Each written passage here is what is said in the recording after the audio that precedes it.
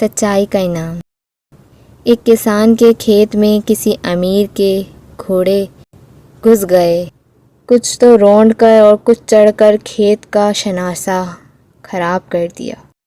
کسان غصے سے بھرا ہوا امیر کے پاس گیا اور کہا کہ آپ کے گھوڑوں نے میرے کھیت کو تباہ کر دیا ہے۔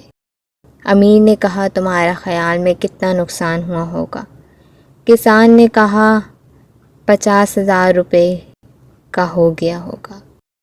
امیر نے اسی وقت کسان کو 50,000 روپے دے کر کہا اگر نقصان کچھ زیادہ ہوا ہو تو پھر سوچ لینا، میں زیادہ دینے کو بھی تیار ہوں۔ کسان 50,000 روپے لے کر گھر آ گیا، لیکن کھیت پک کر پہلے سے بھی زیادہ قیمت پر بک گیا، جس پر ایماندار کسان نے امیر کے پاس 50,000 روپے لے جا کر کہا جناب الہی، فصل کٹ گئی اور نقصان کی جگہ کچھ نفع بھی ہو گیا ہے، بس اب آپ اپنے روپے واپس لے لیجئے۔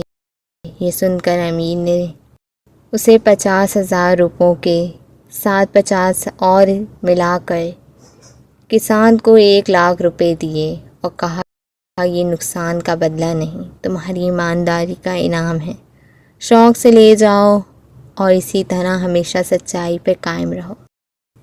سچائی کا انعام دنیا میں نہیں تو آخرت میں ضرور ملتا ہے۔